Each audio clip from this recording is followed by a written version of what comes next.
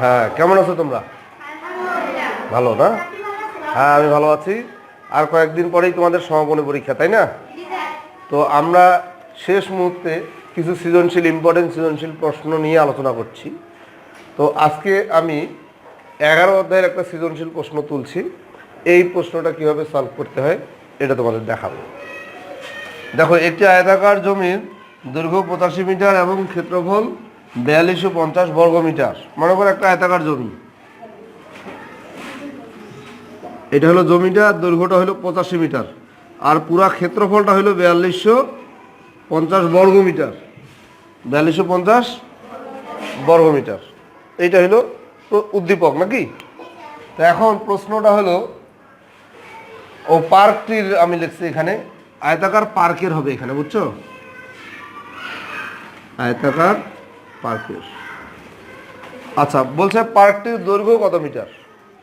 তাহলে আমরা কিভাবে বের করবো? দেখো, দৈর্ঘ্য তো দেওয়াই না, এখানে ভুলিস, এখানেও ভুলিস। প্রস্থ কত মিটার? দৈর্ঘ্য তো দেওয়া আছে 85 মিটার, তাই না? তো এখানে বের করতে বলছে যে পার্কটির প্রস্থ কত মিটার। যেটা উদ্দীপকে দেওয়া থাকবে সেটা তো প্রশ্নে থাকার কথা না, থাকবে কি? না, থাকবে না। তাহলে এখন আমরা পার্কটির প্রস্থ বাইর করব। কি কি দেওয়া আছে বলো তো? দৈর্ঘ্য দেওয়া আছে আর ক্ষেত্রফল দেওয়া আছে। তো কিভাবে আমরা করব? দেখো, দেওয়া আছে আয়তাকার পার্কের দৈর্ঘ্য কত? 85 মিটার। আয়তাকার পার্কের ক্ষেত্রফল কত? 4200 বর্গ মিটার। তো আমাদেরকে এই প্রস্থটা বাইর করতে বলছে। এই যে দৈর্ঘ্য দেওয়া আছে, প্রস্থ বাইর করতে বলছে। আচ্ছা, আয়তাকার ক্ষেত্রের ক্ষেত্রফলের সূত্র জানো? হ্যাঁ, দৈর্ঘ্য গুণন প্রস্থ। দৈর্ঘ্য আর প্রস্থ গুণ করলে ক্ষেত্রফল বের হয়, তাই না? এখন যদি প্রস্থ বাইর করতে চাই তাহলে কিভাবে বের করব? এখানে কিন্তু দৈর্ঘ্য দেওয়া আছে, ক্ষেত্রফল দেওয়া আছে, তাহলে প্রস্থ কিভাবে বাইর করব? প্রস্থ বাইর করার সিস্টেমটা হলো ক্ষেত্রফলকে দৈর্ঘ্য দিয়ে ভাগ। কি বললাম? হ্যাঁ, আর যদি দৈর্ঘ্য বাইর করতে বলে ক্ষেত্রফলকে প্রস্থ দিয়ে ভাগ। ক্ষেত্রফলকে প্রস্থ দিয়ে ভাগ। আবার দৈর্ঘ্য প্রস্থ দুইটাই দেওয়া আছে, ক্ষেত্রফল বাইর করতে বলছি, তাহলে দুইটা গুণ করতে হবে। তাহলে ক্ষেত্রফল কিভাবে বের হবে একটু বলো? দৈর্ঘ্য আর প্রস্থ গুণ। আর যদি প্রস্থ বাইর করতে বলে ক্ষেত্রফলকে দৈর্ঘ্য দিয়ে ভাগ। আর যদি দৈর্ঘ্য বাইর করতে বলে ক্ষেত্রফলকে প্রস্থ দিয়ে ভাগ। কিভাবে করব দেখো, আমরা জানি এইভাবে লিখবা, দৈর্ঘ্য গুণ প্রস্থ সমান কি? ক্ষেত্রফল, তাই না? অত বা এখানে দেবো বা। আমরা কি বের করবো বলো? আমরা বের করবো প্রস্থ। তাহলে এখানে প্রস্থ সমান, তোমাদেরকে জিনিসটা বলি, এই যে দৈর্ঘ্যটা এখানে গুণ অবস্থায় আছে না, এই এই এই রাশিটা ওই পাশে যখন যাবে ভাগ হয়ে যাবে। তাহলে এই যে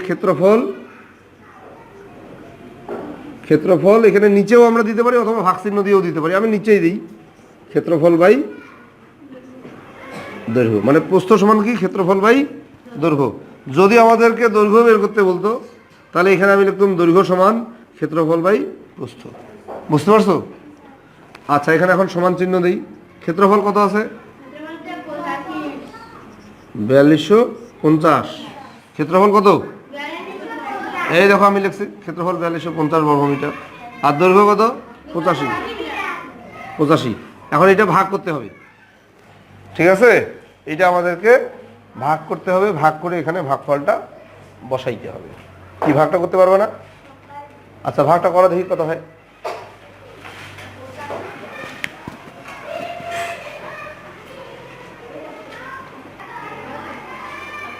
যাই হোক, এটা ভাগ করলে 50 হবে, ঠিক আছে?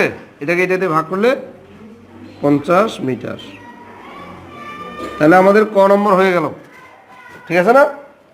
প্রস্থ বের করতে বলছে না, তাহলে আমাদের প্রস্থ কত বের হলো? 50 মিটার। কি বুঝছো? ভাগটা বুঝতে পারছো? ভাগটা তো তোমরা নিজেই করলা, 50 মিটার। তাহলে আমরা প্রস্থ বের করা শিখছি নাকি?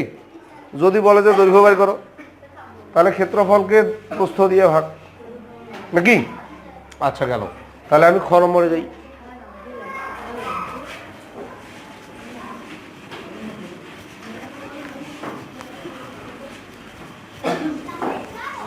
খ নম্বরটা কি আছে দেখো তো?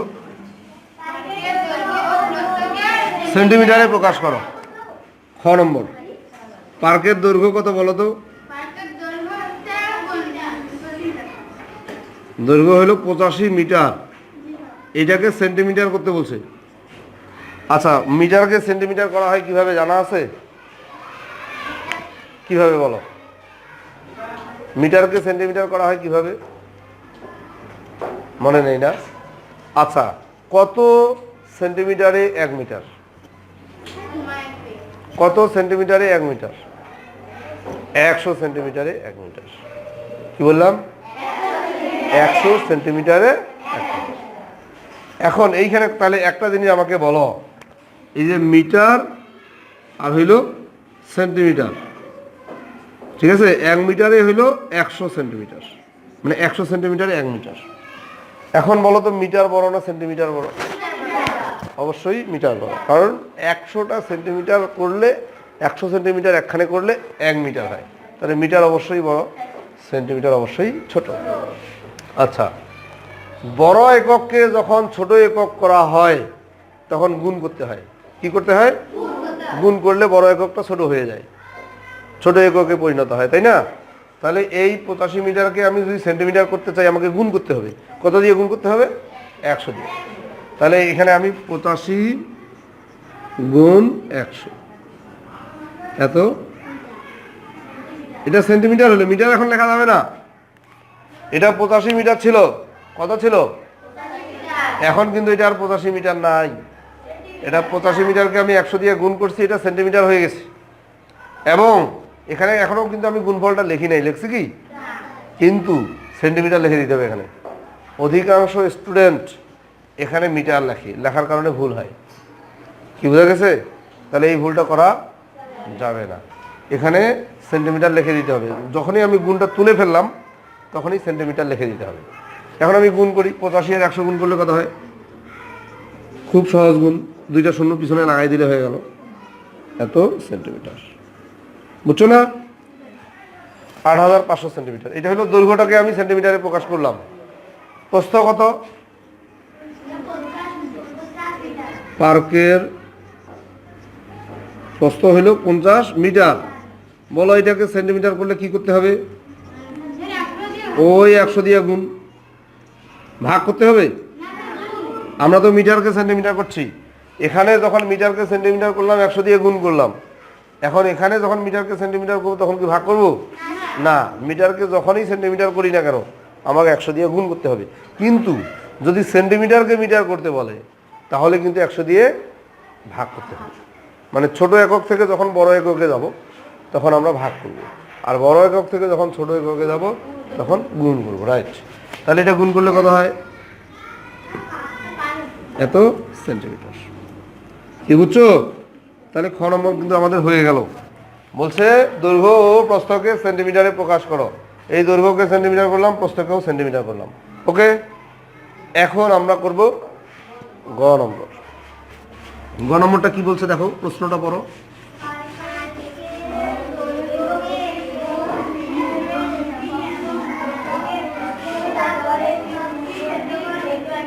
পার্কের দৈর্ঘ্যকে কোন ত্রিভুজের ভূমি প্রস্থকে উচ্চতা ধরে ত্রিভুজটির ক্ষেত্রফল নির্ণয় করো। মানে একটা ত্রিভুজের ভূমি হইল পার্কের দৈর্ঘ্যটা, আর উচ্চতা হইল পার্কের প্রস্থটা। আচ্ছা, পার্কের দৈর্ঘ্য কত বলো তো? 85 মিটার। তাহলে ত্রিভুজের ভূমি হবে 85 মিটার। আচ্ছা, গ নম্বর,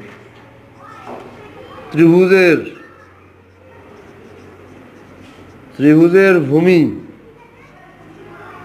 সমান, এটা কিসের সমান? পার্কের দৈর্ঘ্যের সমান। সমান পার্কের দৈর্ঘ্য সমান 85 মিটার। বুঝছো জিনিসটা?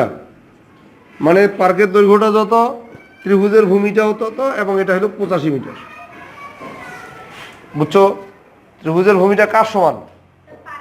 পার্কের দৈর্ঘ্যের সমান, এবং পার্কের দৈর্ঘ্যটা কত? এখন তাহলে আমাকে বলো, তাহলে ত্রিভুজের ভূমি কত? 85 মিটার। আচ্ছা, ত্রিভুজের উচ্চতা কত হবে? ত্রিভুজের উচ্চতা 50 মিটার, কিন্তু ডাইরেক্ট আমি 50 মিটার লিখবো না। পার্কের প্রস্থ, হ্যাঁ জি, পার্কের প্রস্থটাই হইল ত্রিভুজের উচ্চতা, তাই না? এত মিটার। কি বোঝা গেছে? তাহলে ত্রিভুজের উচ্চতা হইল 50 মিটার। কেন? পার্কের প্রস্থটা। ঠিক আছে? আচ্ছা, অতএব ত্রিভুজের ক্ষেত্রফলের সূত্র জানো? ভালো করে বলো। ত্রিভুজের ক্ষেত্রফলের সূত্র বলো। ত্রিভুজের ক্ষেত্রফলের সূত্র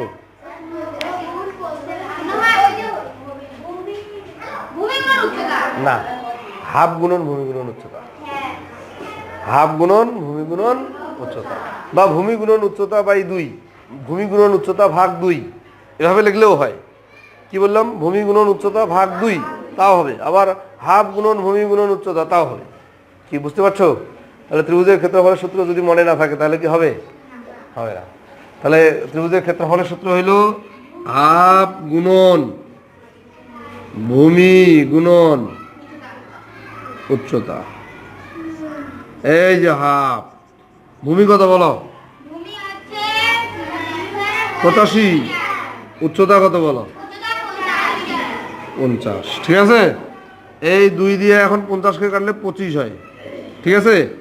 2 দিয়ে 50কে কাটলে 25 হবে না? 25 আর 85 গুণ করো। 25 আর 85 গুণ করলে 2125 হবে।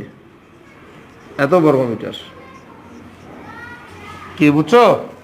25 আর 85 গুণ করলে কত হবে? 2125 বর্গমিটার। তোমরা কি গুণটা করতে পারবে না? আচ্ছা, তাহলে আমাদের গ নম্বর হয়ে গেল। তাহলে ক, খ, গ 3টা অঙ্ক কি বুঝতে পারছো? এই নিয়মে এই ধরনের আমরা আরও বেশ কিছু অঙ্ক আস্তে আস্তে সলভ করব। ঠিক আছে? এবং এই অধ্যায় থেকে তো একটা অঙ্ক আসবে, তাই না? এবং তোমরা যদি একটু মনোযোগ সহকারে অঙ্কগুলো করো, তাহলে এই অধ্যায়ের অঙ্কটা তোমাদের ভুল হওয়ার কোনো সম্ভাবনা নেই। ঠিক আছে? আচ্ছা, থ্যাংক ইউ।